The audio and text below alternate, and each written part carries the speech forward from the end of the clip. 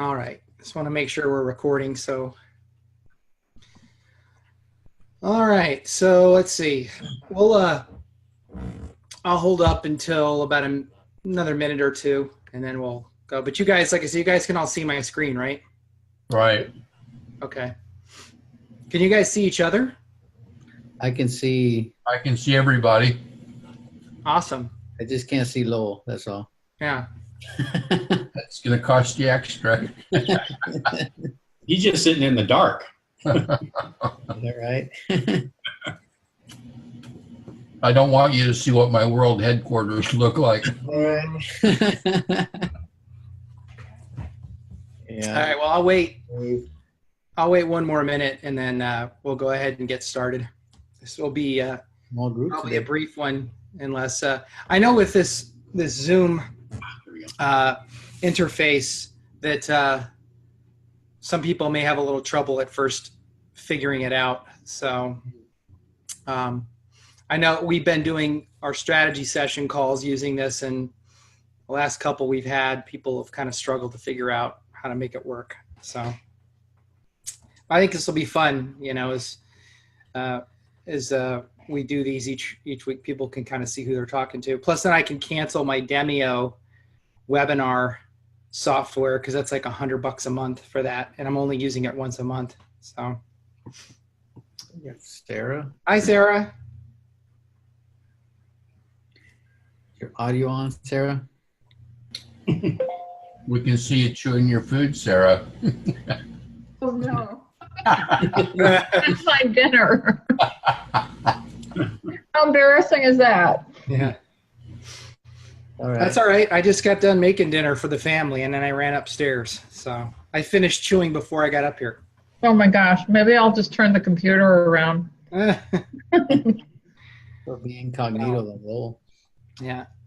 So Lowell, you're here in Arizona, and Dave, you're in Arizona. Sarah, where are you from? I'll let you. In Arizona, Scottsdale. Oh, cool. All right. Nice. So, Yeah, I'm actually still up in the state of Washington.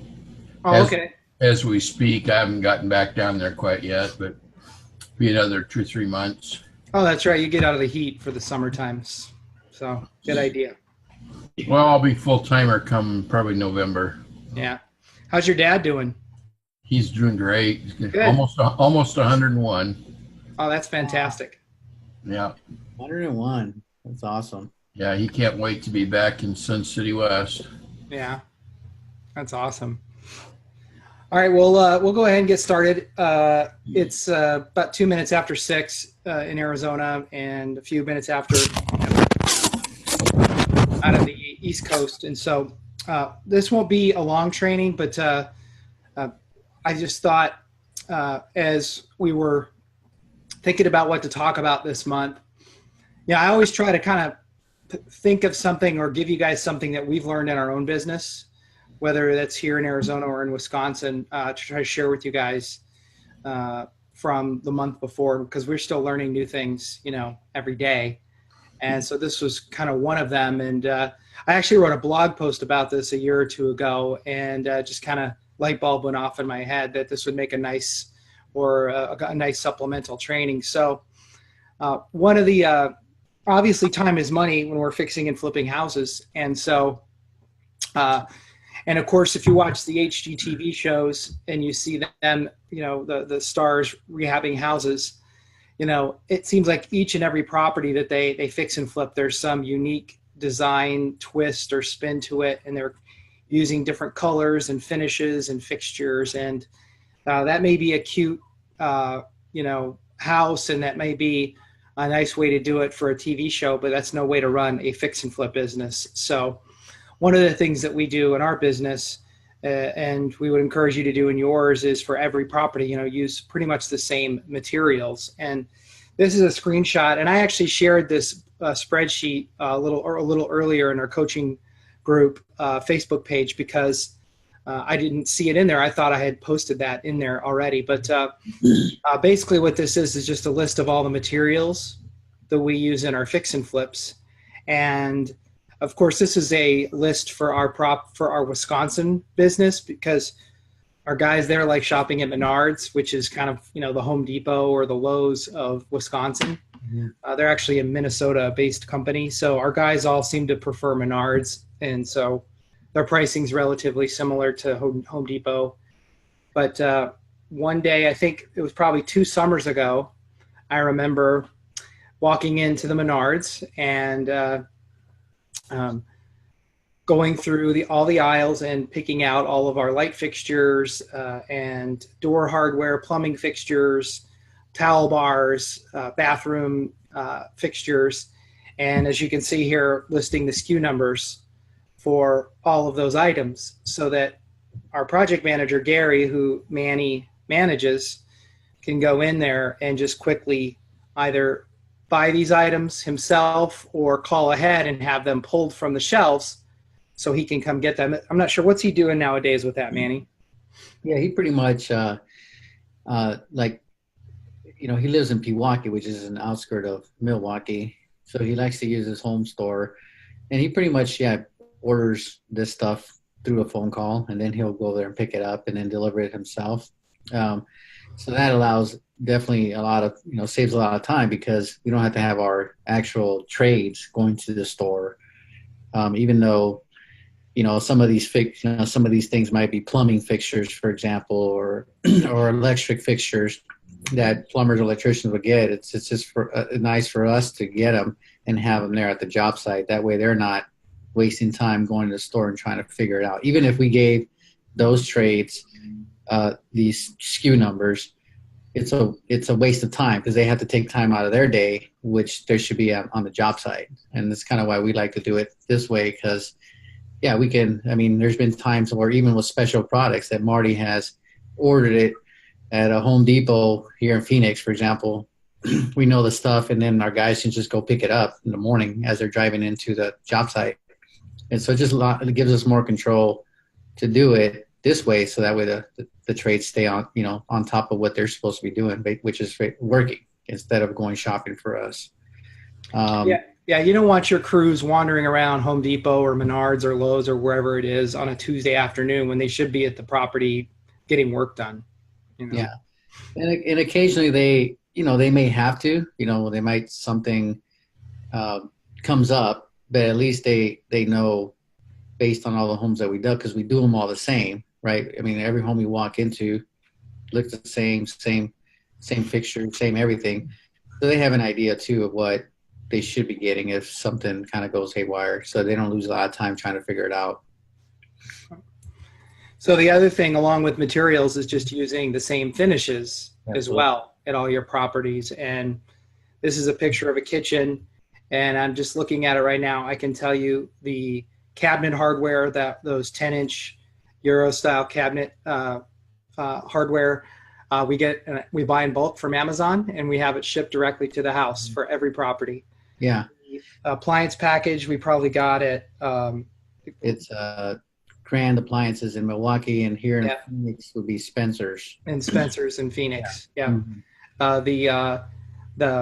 We use those same white shaker cabinets in almost every property. We usually do white shaker with the dark granite, the black granite, or we do a dark espresso with a white granite. So the faucet you see there, that's a Kraus faucet I buy on Amazon for $179 and have shipped. The kitchen sink is one of the SKU numbers on that list I just showed you. So that's a sink they buy. That light fixture hanging over the sink is a SKU number or that SKU number for that is also on that list I just showed you. And I purposely picked this photo because there were so many items that are on either that SKU list or that we already have as part of a package for every house. The stain on the hardwood floors is Jacobian by Midwax. So the paint color, it looks more white, but the house is painted Sherman-Williams Repose gray. Every single house is painted. We went with a slightly different tile backsplash. We normally just do a simple white subway tile, but this was a slightly higher end, a fix and flip. So I wanted to do something a little different. So, but they were able to find those kind of octagon shaped, at the discount supplier we use. So occasionally we change it up a little bit, but makes it a lot easier for our crews, right, Manny? Yeah, because it's like a cookie cutter approach, especially when you start doing multiple properties like this with the same finishes, you're able to predict your cost up front when you're doing your walkthroughs. I mean, you can start to I did a walkthrough today, for example. I kind of like say, with one of our students, and they, I kind of ballparked it, pretty on point. I think you, Mark, you put the spreadsheet original scope of work together, and then I went with my guys there, and they were pretty dead on because they already know what to do. Yeah, like I said, everything is the same. It's a cookie cutter approach. Keeps your contractors from shopping and wasting time, but at the same time, for us, the time is actually the most important thing in this business. And with that is having everybody used to doing the same thing over and over is what gets the job done a lot faster. Yeah. It looks like you guys don't use under cabinet lighting, or did you just not have them turned on? No, we don't typically do that unless it would, price point wise. I mean, if it was, I don't know. Well, even that house on 10th Street we did, Manny, we didn't even, and that was a $450,000 house. We didn't do it there. It's extra bells and whistles. I like to think that the houses we do, we do them so good. I mean, or do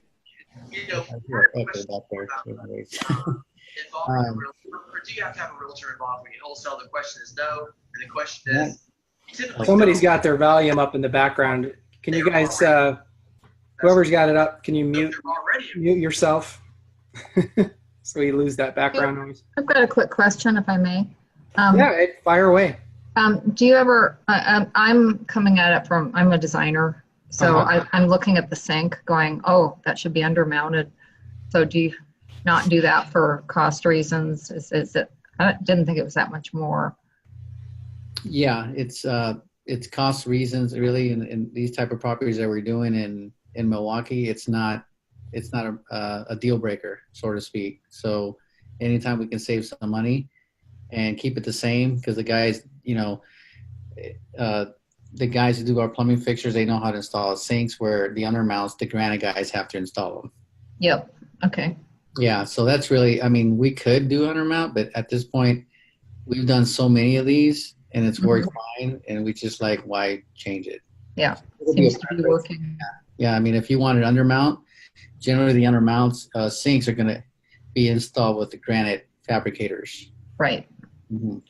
And that does, Sarah, require some extra coordination, with the granite supplier, and then just making sure the sink is there and that they've got everything they need. This next slide, I'll show you kind of along those lines. We like to keep multiple contractors on the job as often as possible. And I'll let Manny talk about that. But this house is here in Phoenix, the photos here. And this house, Sarah, we did a farmhouse stainless steel sink. Okay. So we do, we do the same as often as we can, but there's going to be times when the house has some unique touch to it that we want to accent, or if it's a higher end fix and flip, we'll do something special. But for the most part, I think it has more to do with price point. If you're fixing and flipping a house, under 300,000, you're probably fine doing a regular sink. You don't need to do undermount. So. Got it. Okay.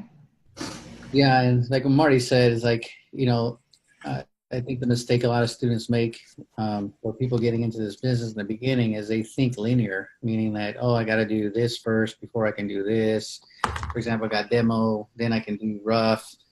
And when the rough is your rough electrician, your rough plumber, I got to have my rough electrician in there first, and then my rough plumber, where you can have all those guys working at the same time, because they're not gonna bump into each other. I mean, and so in this situation, like you can see in the pictures, is like we had, while the guys are doing the outside, I have guys working on the inside. There's no reason to be linear. I mean, it obviously saves time, where some people will do the painting first and then they'll come in and do work on the interior, or vice versa, where we're all about what can we do now that's not going to guys aren't going to be stepping on each other's toes. And that's my job, is I coordinate that. I mean, just recently, my project manager in Milwaukee, even though he's my project manager and I've trained him, he's got into a habit of being a little bit linear with me. And so there's a project that I kind of told him, I said, I'm going to work closely with you so we can figure out where we're off track. And, demo, for example, demo should be like the first thing you do right out the gate. You don't need to set a scope of work or a budget. We know what demo is. You know what's coming out, right? Old carpet, old cabinets, whatever. It's all coming out. And so he lost a week because from the time we closed to the time he got his scope of work and got his guys lined up to give him bids. And I asked him, well, what happened? Why didn't you get this thing demoed already? He goes, well, I'm going to start that. I said, yeah, but why couldn't you start it back on Thursday? We closed Wednesday. You could have had this thing done. And so he was thinking in the box, you can, don't waste any time. And then after the demo, I said, well, I scheduled the electrician, the plumber, the HVAC guy, all of them came in, at the same time. And he was waiting to do it in compartments. And I said, no, all three of them at the same time. And they all worked fine. And so we made up a week by doing it that way. If I would have let him do it his way, we probably could have been about 2 weeks, 3 weeks behind by now. So we got it back on track because I like to have multiple people working at the same time to save time. Yeah, this house here on 10th Street in Phoenix, I took these pictures on the same day just to kind of illustrate this point. Inside, we had our new cabinets being installed in the kitchen. Outside, we had our painter painting the outside of the house. So they weren't getting in each other's way, but we were getting work done simultaneously inside and outside. And there were days and times at this property when Manny had the HVAC tech, the plumber, and the electrician all inside the house working together. Yeah. So, and I think one day we were there shooting video, and there was guys inside drywalling the house, and there were guys on the roof installing a new roof. Mm-hmm. So you want to coordinate as many people as you possibly can, so that you keep things moving along. Things don't just drag out. So time is money. I always think of that. Like, I know we always say, hey, you make your money when you buy the house, not when you sell it. However, part of that is the time issue. And that's, to me, I would rather be a little over budget on some of these homes and finish early and on time than the other way around. Because it's going to cost us more money, believe it or not, on time. Yeah. So just always keep that in the back of your mind. Like, what's the fastest route to the the end game here. Yeah. The other thing is just to have a single point of contact. And if you're just doing one fix and flip at a time, well, then likely you're that single point of contact for your trades. But we've seen students get sideways on their fix and flips because they've got a project manager or a general contractor helping them, and then they're also trying to help, and the subcontractors don't know who to talk to, or they look for advice or feedback from the wrong person, and it slows everything down. So ultimately the buck stops with you until you can leverage yourself and find, like what we did in Milwaukee. Basically, Gary's is like my extension, and so the way it works now is like Gary's a point of contact, but even then, he's not the decision maker. He weeds out all those little calls, and then he comes to me, because obviously when you're doing 5, 6 at a time, to try to field all those calls from different trades, going on in different properties could be a little overwhelming. However, you do want to be, the buck stops with you. You want to from the front end coordinate, and then just hold all the contractors accountable to their timelines. From the beginning. An example is, let's start with the demo. Hey, starting demo Thursday. Take you 2 days. That means you should be done by Saturday. You're working weekends? Yes. So technically on Monday, I can bring in my rough electrician, rough plumbing in there on Monday. Yes. And then you follow up with those guys. Hey, on Friday, we're still on track to finish Saturday. Yep. So then that way those guys are coming in on Monday and there's no backups. And that's what your role is going to be. You're the point of contact. When So if something does go haywire, they call you right away. So then that way you can start to reschedule anybody else if you need to. Because the last thing you want to do happen to you is have somebody come in to start work and the place isn't ready for them to start work. Now you've wasted their time, and eventually they're going to leave the job and go do another job. And then now to get them back to your job is going to be like pulling teeth. Yeah. So it's not fair to them. So you gotta from the get-go set that expectation that you're the guy. You know, those guys aren't coordinating with each other. You're it, and then you take the lead from that. Yeah. And then finally, pay your bills on time. That's big. If you know you've got contractors, subcontractors working at your property, and they finish a job, pay them. You know, if possible, pay them right there at the house. We're not able to do that having a business in Wisconsin. We can do it here, but what we do is we have the checking account. We make sure our contractors all bank at banks that we have in Arizona and Wisconsin. So if Manny or I need to pay an electrician, a plumber, a window installation guy, or whatever, whoever it may be, you know, as soon as they're done and we can confirm that the work was done through our project manager or through a realtor on our team there that can drive by and visibly inspect the house and make sure the work's done, then we just take a check right over to Chase Bank or Wells Fargo or Bank of America and deposit it directly into their account. Do you require lane release before you pay them? I knew someone was going to ask that. Here's the thing, Lowell, and I get this question all the time. Like, do you have any lien release waivers? If you pay your guys on time, there's no reason for them to lien your house.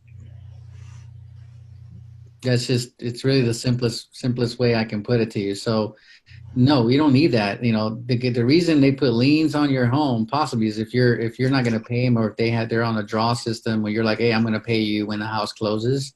So they'll put a lien on it, and then you'll release it when that happens. However, that's why it's important. I mean, for us, we pay our bills. You know, we pay them on the spot or within a couple of days after you're done. And not only are they going to stay loyal to you because you know, a lot of people jerk them around, you know, just the contractors and getting paid. So they're going to stay loyal to you because you pay them. Trust me. I mean, I had a lot of guys that compliment us all the time. Like, man, I love working with you guys because you guys always pay on time. And so there's no reason to have lien release waivers when you're paying them on time and everything's paid in full. So once they give you a bid, for example, bid is to paint the house is, you know, $2,000. Well, they finish paying, here's your $2,000 and paid in full. What are they going to lien on you? Yeah. We, since 2002, Manny and I started working together in 2009, but I fixed and flip houses from 2002 to 2007. And then Manny and I, you were 04 to 07? Yeah, and then I started full time in 05, but 04 is when I started. And then we started working together in 09, and I can't tell you how many houses we fixed and flipped. Never had a single lien waiver done in Arizona ever. I'd never even heard of I didn't even really know what a lien waiver was until we got to Wisconsin. And we would have Binzer repairs done. You know, when you put a house in escrow, you have a retail home buyer buy your home, and they do a home inspection. Then they find things wrong with your house that they ask you to fix. It's usually minor stuff because you've done a full rehab. You know, they would ask us, we'd have one of our trades come in and repair something that, you know, maybe wasn't done quite right or was overlooked. And the title companies and the lenders were requiring that we provide lien waivers. And we're like, can you send us a blank one? We don't even have those. And it just was driving us crazy because half the time, you know, more than half the time, our contractors would repair the work for free. We're like, look, we're not even being charged for this. Why are you requiring this lien waiver? You know, they're not going to, and a lot of the stuff that they would ask us to fix was like, oh, a screen door doesn't close correctly, and it was like $25 to fix it. I'm like, I got to give you a lien waiver for a $25 repair. It's just ridiculous. Well, so where I ran into it, Manny, was with the hard money lender. Mm-hmm. Is that they require them, you know, for progress payments. So Yeah, I've done some projects that were quite large, and so we had multiple payments throughout the course of maybe 6 to 9 months on a home. But that's where I ran into it. And so I built a form that's just super simple. Yeah. And you all know it up front and they sign it. It's never an issue. But I get your point too. If you're not working with a lender that requires them, you certainly don't need them. Yeah, if you're doing draws like that, well, definitely you're gonna likely have the lender require lien waivers as you go. So yeah, the other thing too, and this is kind of off this topic a little bit, but if you're working with the same contractor and say Dave, for example, you just finished that fix and flip at Mesa. Let's just say you do even a handful of them a year, and you've paid a contractor more than 10,000. I think it's less than that. It's like $1,000, I think. Then you need to W-9 them. You need to give them have them sign a W-9 for tax purposes, because they're making an X amount of money, X amount of dollars. So the IRS requires that they provide you with a W-9. But I'm pretty sure that's only if they're not incorporated, like if they're an LLC or if it's a sole proprietor or an individual, then you need to have them sign a W-9. If you're doing, multiple jobs that, you'd pay them in total more than $1,000. So, yeah. We found that out a couple of years ago. Well, it's been probably 4 or 5 years now. We were scrambling around at the end of the year to get all these different sole proprietors that worked for us to sign W-9s. It wasn't much fun. So it's a lot harder to get them after you've already paid them the money. It's much easier to get them to sign the W-9 before you've paid them anything. So, Exactly. so. All right. So that's pretty much it for tonight here as far as this training goes. And I guess at this point, you guys have questions, fire away. Even off topic, it doesn't matter. Let me ask you guys this. So since we've got Lowell and Dave and Sarah and Carolyn, do you guys like this format better than the Demio webinar? I do. Yeah, it's good. Yep, I like it. Awesome. I'm used to using it for other people too. There's Carolyn. She snuck in somehow. Snuck in from Austin. Snuck in. Didn't you see me come in? We just didn't see how you were able to get yourself off the screen, have to play with it and figure that out. Oh, I put tape over my camera. Oh, that's what I did too. I did a sticky note over it. Yeah. Awesome. Well, I'm glad you guys liked it. I know Marty and I have been toying with different versions of different things, so it seemed to be like this one's a little bit user friendly. Yeah, this one seems to be the most common one that groups are using now. Mm-hmm.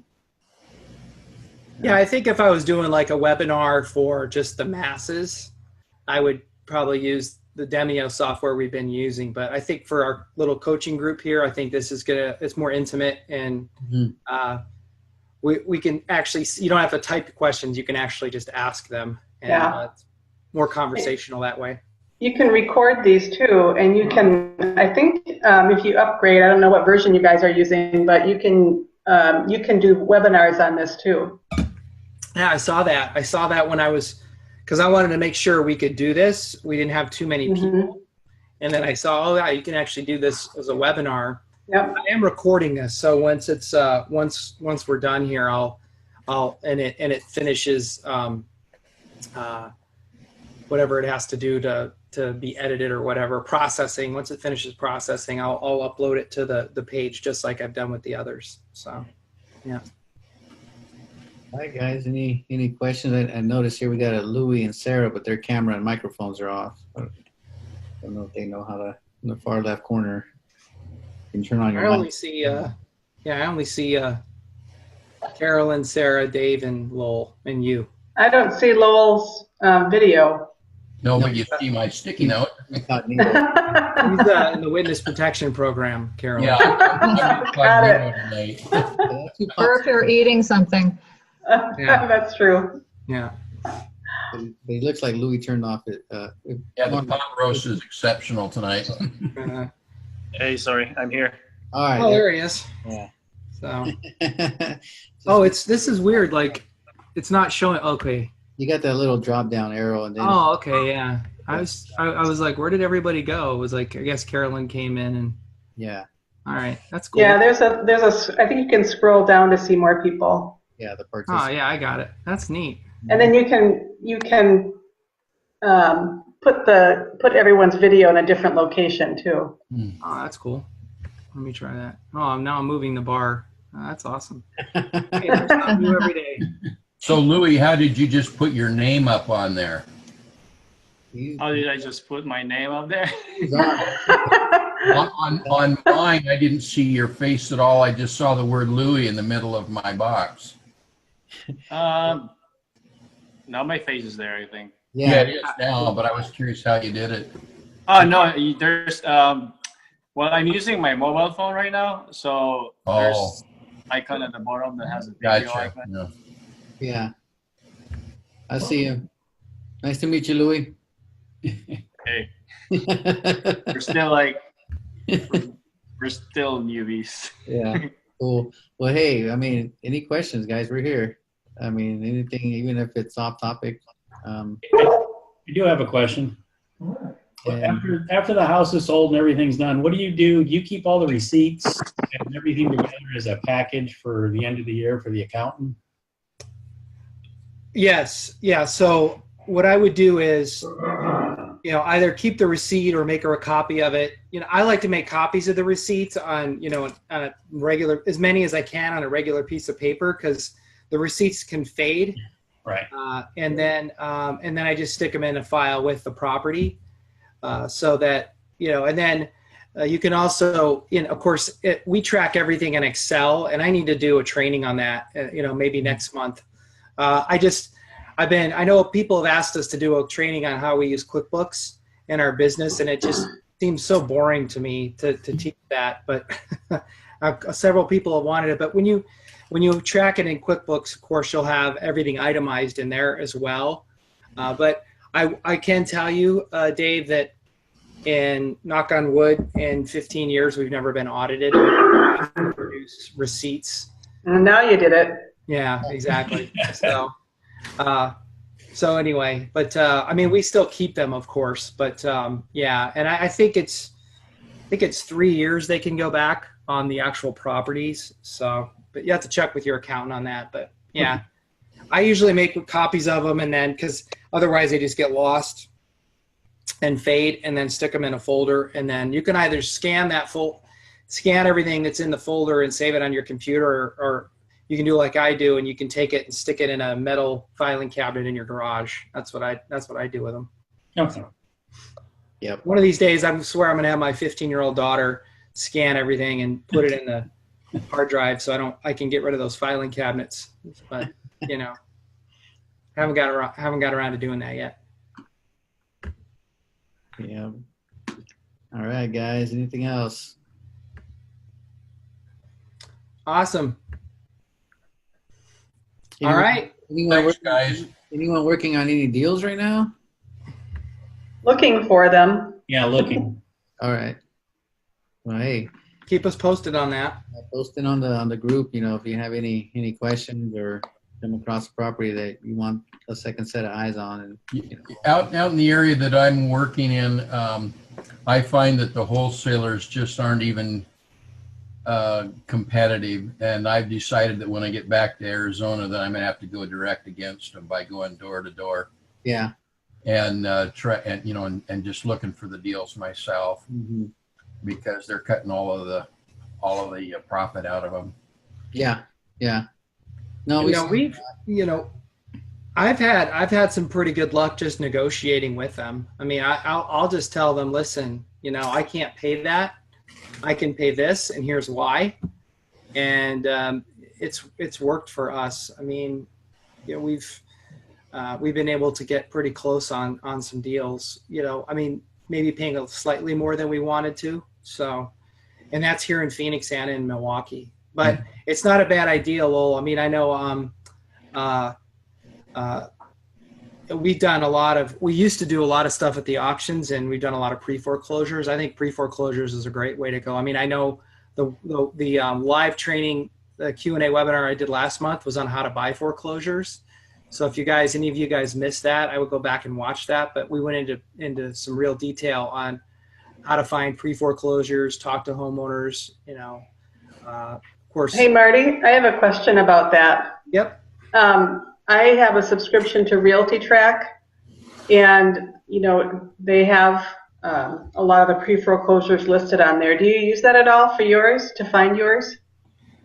For Milwaukee, for Phoenix, it's called the information market, and that's a local data service that scrubs the trustee sale filings every single day from the Maricopa County Recorder's office. Okay. I would bet, that no matter what market you're in, and we got, Carolyn, you're from Texas, Dave, you're here, Lowell's up in Washington, Louis, I think, is in Florida.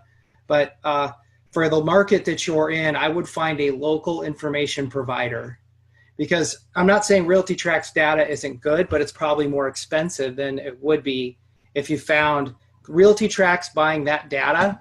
Yeah. Somebody in Texas or South Carolina or wherever it is you're looking to invest.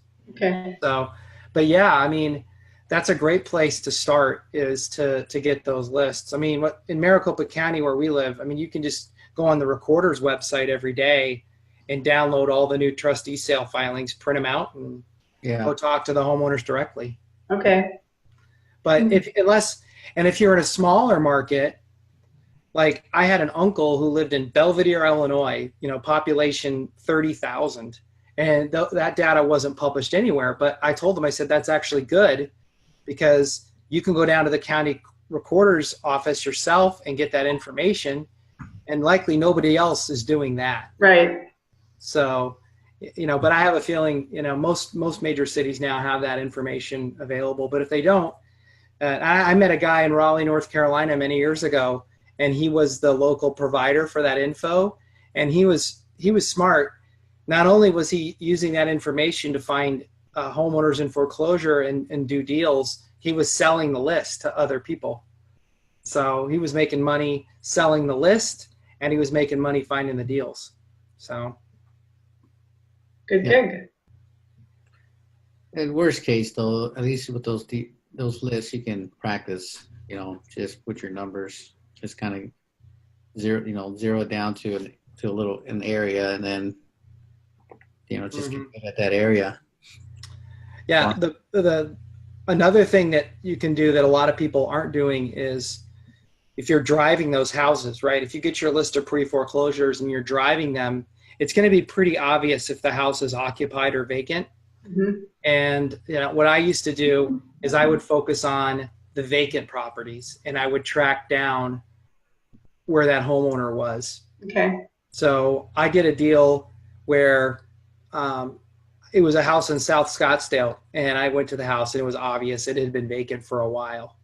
And the house, I looked, there was no cars, overgrown weeds in the driveway. Looked in the backyard, pool was empty. So I knew it was vacant. So I got the county tax records. I found out who the owner was, and I used, it was a software called AccuRent. And it's a software it's a data mining software that like private investigators use to find people. And I found the homeowner. She was living in Hebron, Indiana. And she only owed $100,000 on the house, and it was worth about $250,000. So I tracked her down in Hebron, Indiana, and I told her I wanted to buy the house. She said the reason I hadn't sold it is because there's a $70,000 or $90,000 judgment on the house. She had been in a civil lawsuit and lost, so they filed that judgment. And I said, well, if I can get that judgment, if I can get that lien holder to release the lien, would you sell it to me? She's like, yeah, whatever you can do for me. So I got a hold of the lien holder, and I got him to accept $15,000 to release the lien. Wow. It was an old judgment. It was like 8 years old. Yeah. So they were happy to get something. They figured they weren't going to get any money. So I got them to release for $15,000. And of course, she owed $100,000, and I think I gave her about $10,000 on top of it. So I was all in for about $130,000. Okay. And I got the house for I ended up wholesaling that house. I think I made about $40,000 wholesaling it. Yeah. Because this was, the market was red hot at the time, and South Scottsdale is always a great place to buy. So. And how did you know what the balance was on the mortgage? So let me show you guys. Now, I talked a little bit about this last month in our webinar last month. So I would definitely go back and watch that one. I posted, but in every market you're in, okay, they're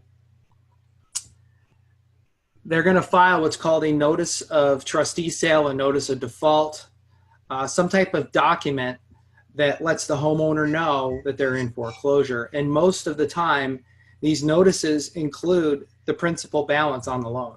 Okay. It's really hard to see, but this is one from Arizona, and it says down here that they owe $103,900. So in this house, the address 8414 North 49th Avenue in Glendale, they owe 103, and it even tells you they took out the loan in 1997. So they owe way less than 103. They probably owe 50 or 60 because the loan is so old, right? So, though even if there's a second mortgage on this house, I can just tell by the address this house is worth easily $200,000. I mean, there's nothing in this area in that area for under 200. You know, so this would be a house I would go knock on their door and talk to them. And say, hey, you know, what are you doing? But most of your notice of defaults or trustee sales have this information on it already. Okay. So thank you. Yeah. So yeah, you know, you find the homeowner, you either do direct mail, you mail them a letter, or you knock on their door. Or I used to write a letter, and I used to write a handwritten letter and leave it on their door, and just say, hey, I was stopping by to talk to you about your house. My name's Marty. Here's my cell phone number.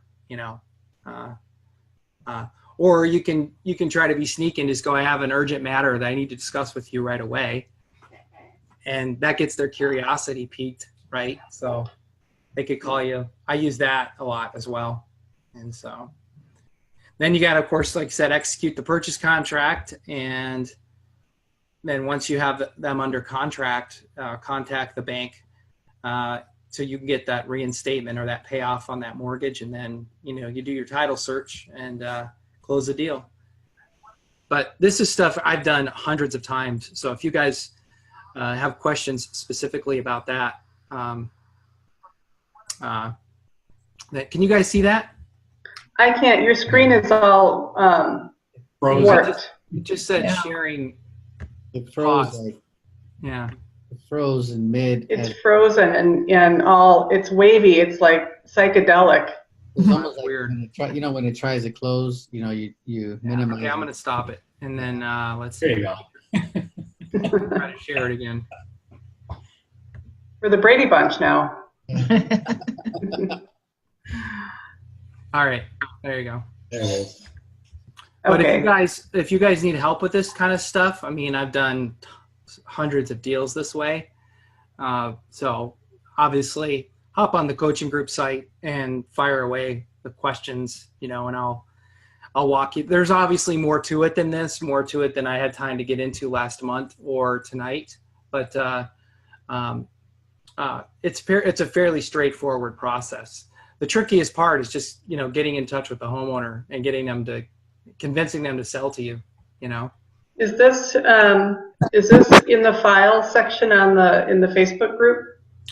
I don't think so. I don't have anything about the foreclosure stuff in the Facebook group, because the hard part about a foreclosure, like Carolyn, you're in Texas, but you're looking at going to South Carolina or Wisconsin. Like Louie, you're in Florida. I mean, the process varies from county to county and state to state. So there's really no, official process to doing this. It just kind of, you have to kind of work your way. You have to kind of figure it out as you go. I mean, I can direct you in the group how to find that information out, but I could probably go online. If you tell me, hey, Marty, I'm in, like you said, Louie, I'm in Florida. I'm in whatever market in Florida.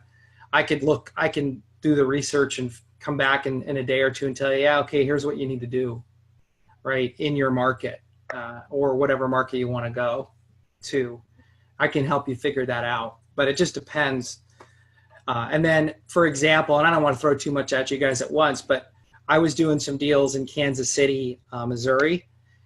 And Kansas City has a really weird law on the books. It's called a right of redemption.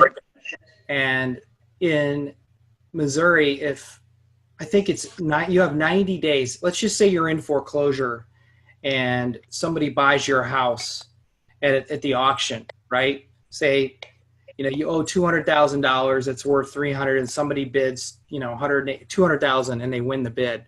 Well, you have 90 days in Kansas City or in Missouri. You have 90 days. If you, as the homeowner, you can go up to 90 days after the sale takes place. You can buy that house back from the person who bought it at the auction. It's called redemption rights. So you can redeem it, but of course you have to have the money, right? So it doesn't happen often where somebody gets foreclosed on. I mean, obviously they have financial difficulties already.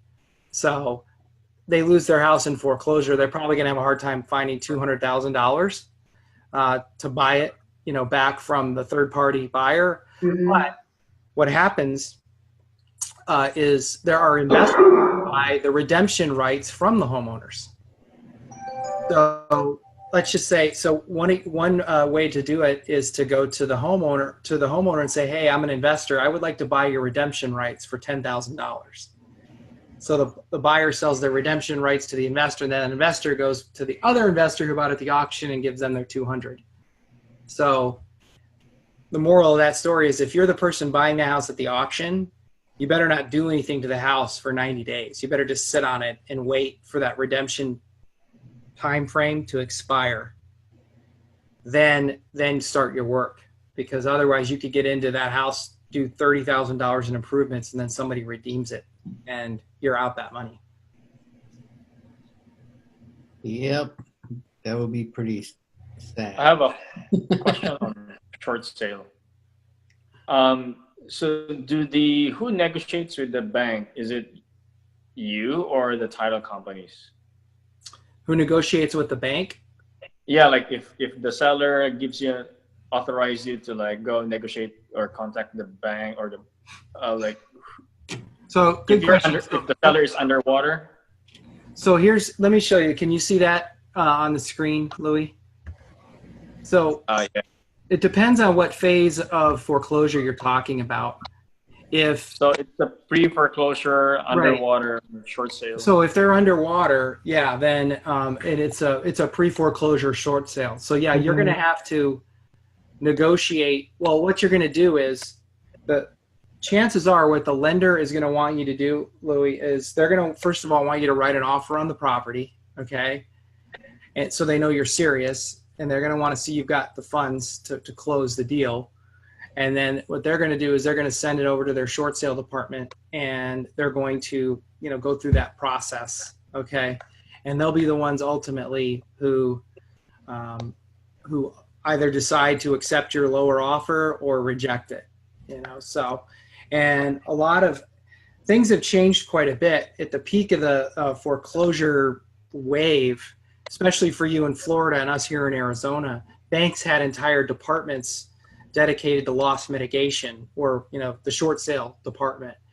So a lot of that's gone away now. So it's more rare that you would see a short sale go through. But typically there's going to be a point of contact, and likely that's something that you can get from the homeowner or somebody they've been talking to get that process started.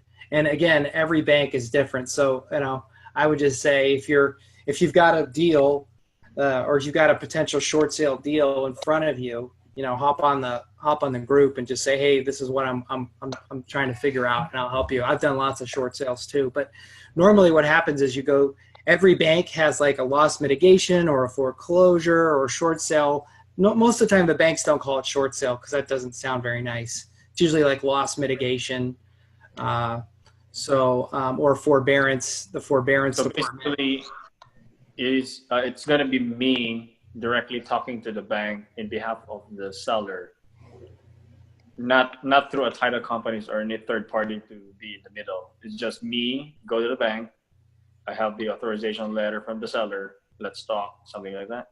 Exactly. Yeah, exactly.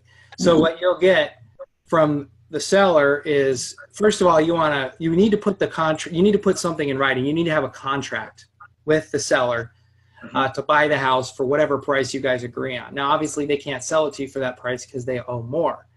But typically, that's the first thing the lender's going to want to see. They're also going to want to see a borrower authorization letter.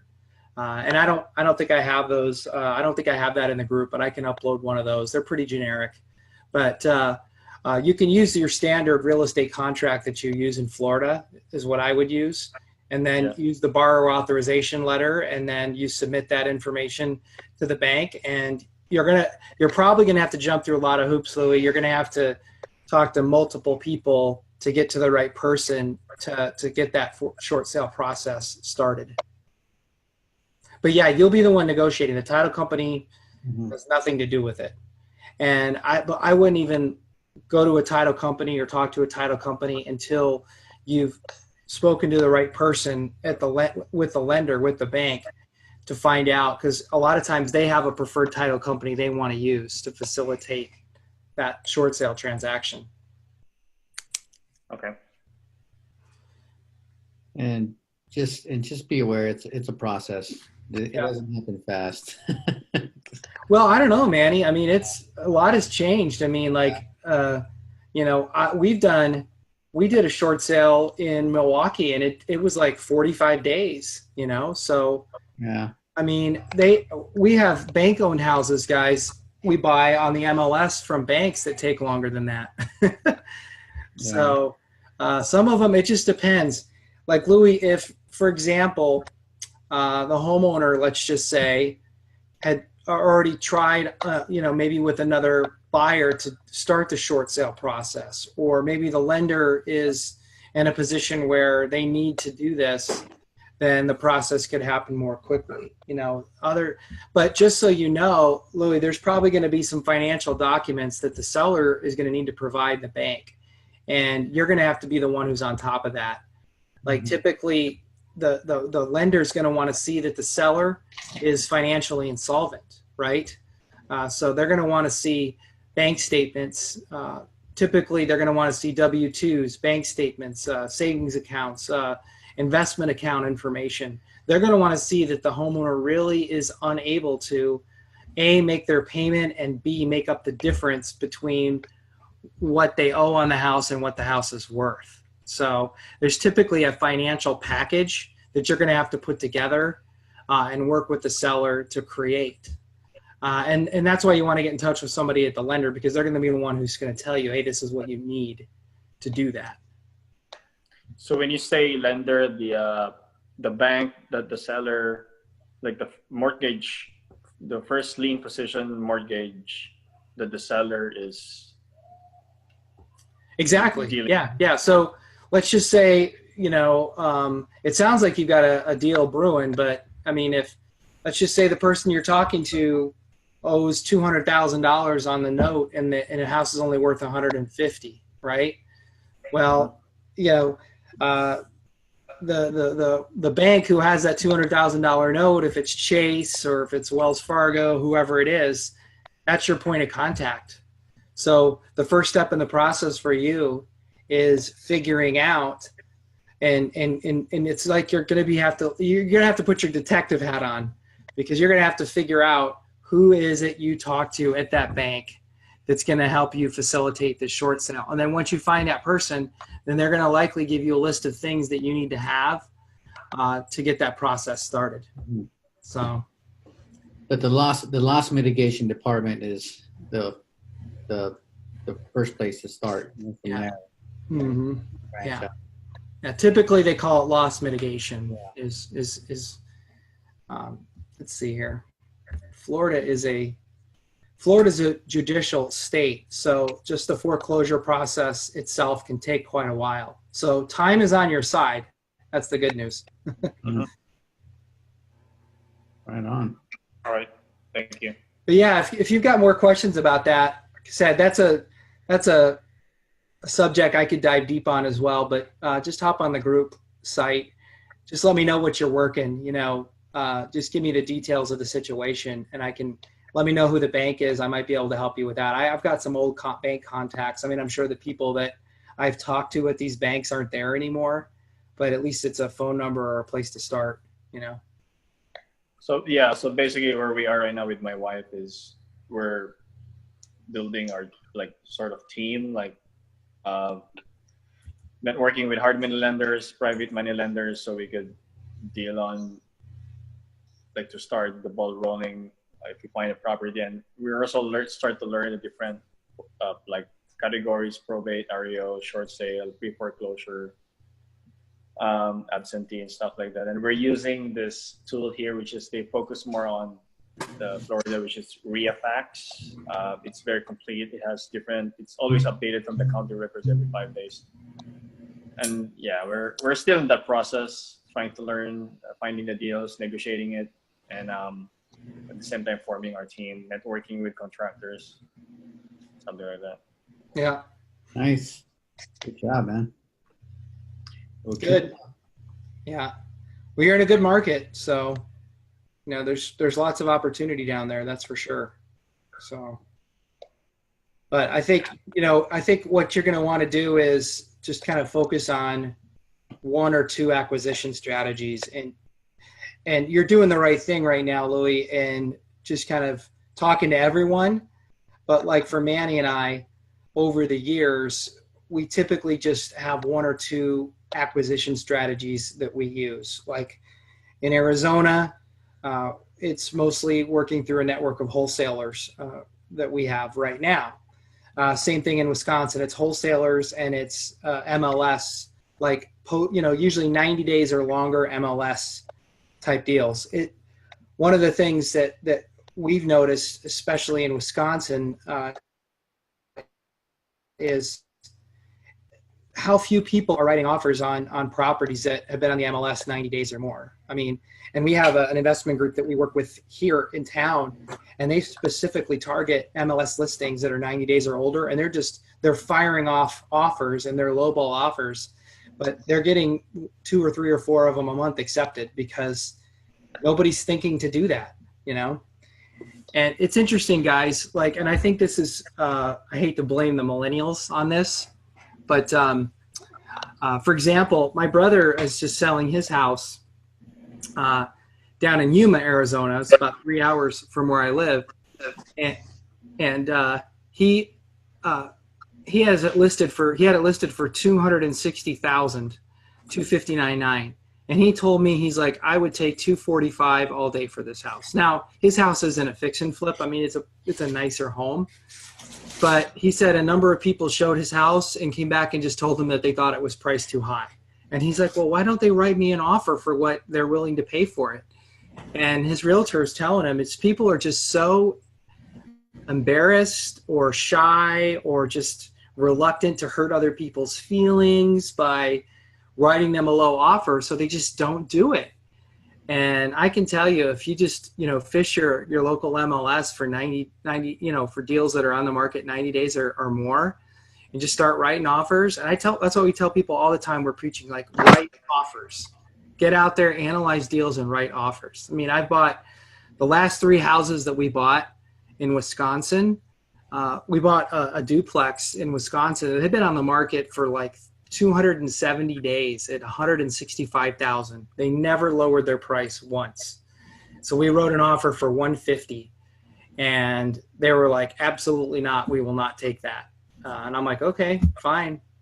That's our highest and best. And about a week and a half later, they came back and said, okay, yeah, we'll do it for $150,000.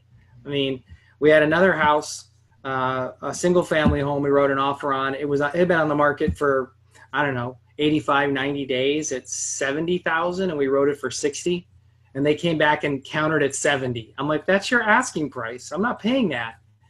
And then they came back and countered at $165,000. I said, no, $160,000.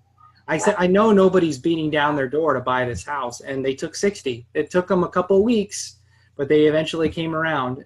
So we had a duplex we bought, same thing. They'd been on the market for 90 days at $115,000. We wrote it for $100,000, and they took it.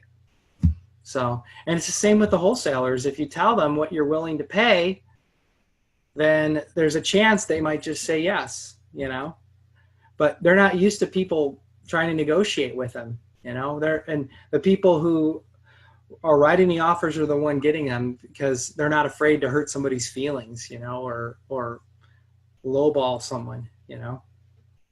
So where do this list go after 90 days from the MLS if they remove that? Well, you can look, Louis, on the MLS. It'll tell you how long the house has been on the market. Okay. I thought they kicked them out.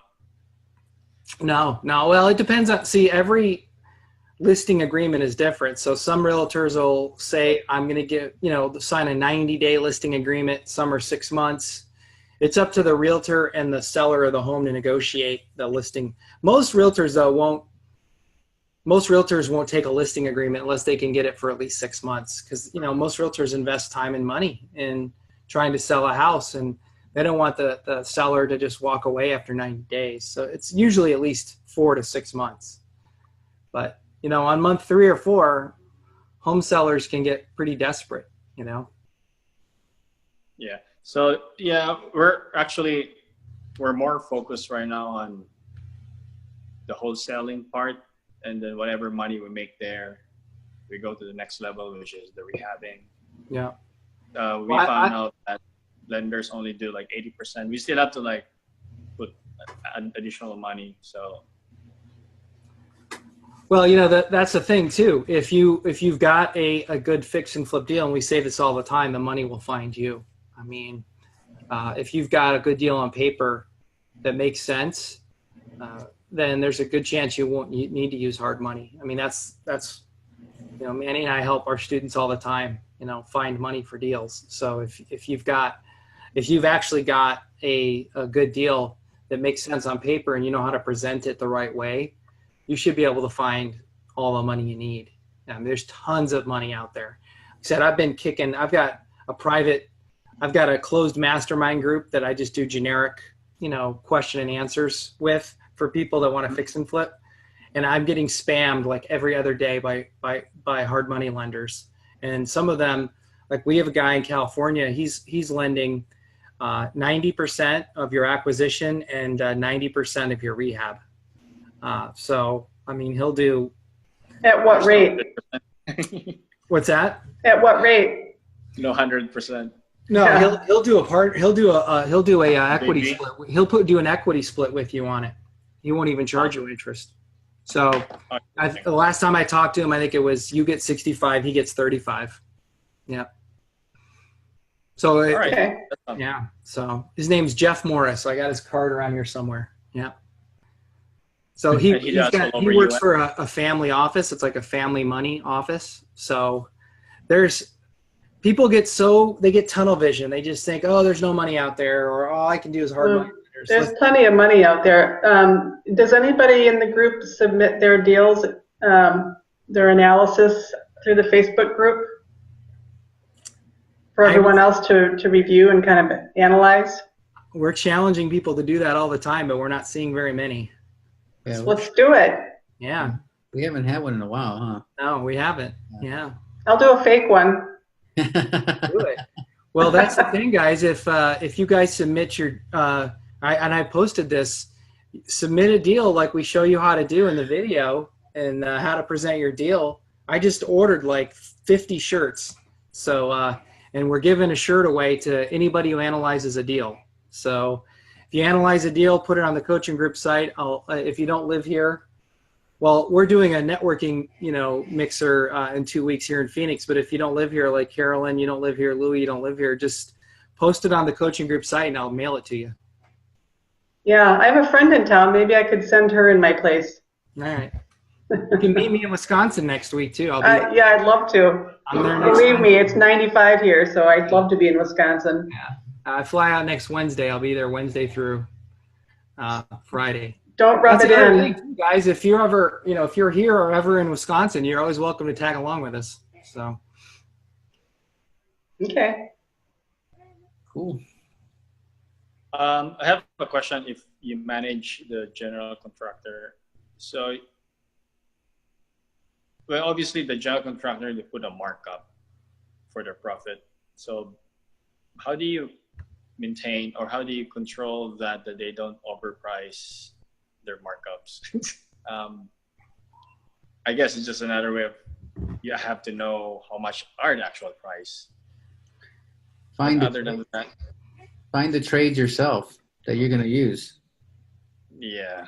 You know, like, so general contractor is going to use their tile guy, their painter. We'll go straight to the sources. Start collecting, you know, cards. You know, go to paint stores like Sherwin-Williams. Hey, you know, give me some painters' names. Start interviewing with all the trades, so that way you become kind of basically the general contractor.